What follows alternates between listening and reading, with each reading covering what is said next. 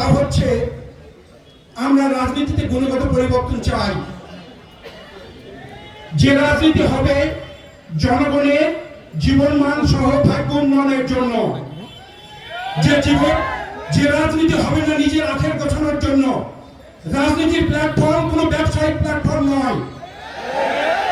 যিনার অনেক টাকা আছে, যিনি সেই টাকা থেকে আরো মাল্টিপল অনেক টাকা অর্জন করতে চান, তিনি ব্যবসায়িক প্ল্যাটফর্মে সেই টাকা ইনভেস্ট করলে অনেক টাকা ইনকাম করতে পারবেন। আমরা জনসাধারণ আমাদের এক একটি ভোট একত্রে করে আমানত স্বরূপ 5 বছরের জন্য একজন চাকর হায়ার করতে চাই, যে চাকর আমাদের জন্য 5টা বছর নিরলসভাবে পরিশ্রম করবে, আমাদের পিছিয়ে পড়া জনপদকে এগিয়ে নেওয়ার জন্য, আমাদের জীবনমান উন্নয়নের জন্য, আমাদের শিক্ষা ক্ষেত্রে যে আমরা পিছিয়ে আছি, আমাদের ইনফ্রাস্ট্রাকচার যোগাযোগ ব্যবস্থা থেকে শুরু করে আমাদের কৃষি পণ্য উৎপাদন থেকে বাজারজাতকরণে বিভিন্ন রকম ভাবে আমরা যে শোষণের শিকার হচ্ছি, সেগুলো নিয়ে যিনি কাজ করবেন, আমরা এমন একজন নেতা চাই। শুধু এটুকুই বলবো, আপনাদের যে প্রাণের স্পন্দন আমি গত কয়েক মাস আমার অন্তরে ধারণ করেছি, সেখান থেকে বলতে পারি যে আল্লাহ আমাদেরকে যে সুযোগ দিয়েছেন, সেই সুযোগ যদি আরেকটু প্রসারিত হয়, তাহলে আমাদের এই পিছিয়ে পড়া জনপদকে সামনে এগিয়ে নিয়ে যাওয়ার জন্য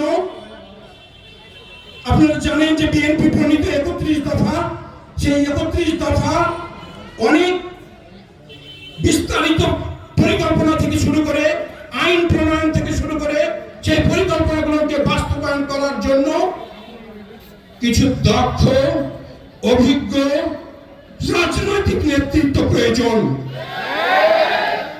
আল্লাহ আমাকে যে জ্ঞান যে অভিজ্ঞতা দিয়েছেন, সেগুলোকে কাজে লাগিয়ে আমি সেই 31 দফার বিভিন্ন দফা থেকে আইন প্রণয়ন থেকে শুরু করে কর্ম পরিকল্পনা প্রণয়ন এবং সেগুলোর বাস্তবায়নে আমি কাজ করতে চাই।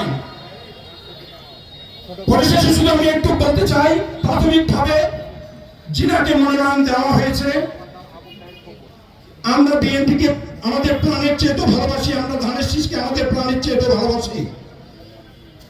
আমাদের মাঠের যে অনুভূতি, আমরা যদি ভুল না করে থাকি, তাহলে ওনার নমিনেশন পরিবর্তন না করলে অত্যন্ত পরিতাপের বিষয় যে আমরা এই আসনটা হারিয়ে ফেলব। বিএনপি আজকে এই 3 উপজেলা সহ জেলায় বিভিন্নভাবে দল উপদলে বিভক্ত হয়ে আছে। সেই বিভক্ত দলকে আবার একত্রে করার মতো, নার্সিং করার মতো ক্ষমতা সম্পূর্ণ একজন আমাদের নেতা লাগবে।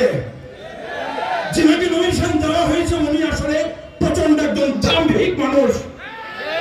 আজকে পর্যন্ত উনি প্রতিদ্বন্দ্বী প্রার্থী আমরা যারা মাঠে 31 দফাকে নিয়ে চষে বেরিয়েছি, তাদেরকে আজকে পর্যন্ত উনি একটা ফোন কল দিয়ে একত্রে বসা এক কাপ চা খাওয়ার প্রয়োজন মনে করেন নাই। উনি আমার 3 উপজেলার যে কমিটিগুলো আছে, সেই কমিটির সভাপতি, সেক্রেটারি সহ কোনো একজনকে একটা ফোন কল করে একত্রে বসে দলকে কিভাবে ঐক্যবদ্ধ করে ধানের শীষকে জিতানো যায় সে ব্যাপারে কোনো কর্মসূচি গ্রহণ করেন নাই, বা কোনো রকমের কোনো দেখতেছি না। যার অর্থ উনি আসলে আমাদের এই বিভক্ত দলকে একত্রিত করে ভোটের আগে ধানের শীষের জন্য যেন বিএনপির প্রতিটি স্তরের নেতা কর্মী সবাই যেন একত্রে আমরা ঝাঁপিয়ে পড়তে পারি, সেই কর্ম উদ্যোগ ওনার মধ্যে নেই। সুতরাং ওনাকে বাদ দিয়ে আমাদের অবশিষ্ট যে ক্যান্ডিডেট গুলো আছে, তাদের মধ্যে থেকে যিনি দলকে একত্রিত করে বিজয় অর্জন করতে পারবে, এরকম একজনকে অবশ্যই মনোনয়ন দিতে হবে। কোর্টে যে কোনো ফয়সালার পরে আমাদের আপিলের সুযোগ থাকে। ঠিক একইভাবে আমাদের হাইকমান্ড কর্তৃক মনোনীত প্রার্থী পুনর্বিবেচনার জন্য আমরা সবাই আপিল করতেছি। সবাই আপনারা দয়া করে আপিলের এই চিহ্ন দেখান। আমাদের এই আপিলের আবেদন আমাদের বিএনপির সর্বনেতৃত্ব পর্যন্ত যেন পৌঁছে যায়, সে ব্যবস্থা করবেন।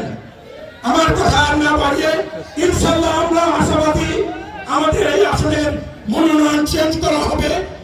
আশাবাদী এবং ইনশাআল্লাহ আমরা ঐক্যবদ্ধভাবে আমাদের এই আসন ধানের শীষে ছিল, বিএনপি ছিল, আমরা আবার সামনের দিনে বিজয় হব ইনশাআল্লাহ।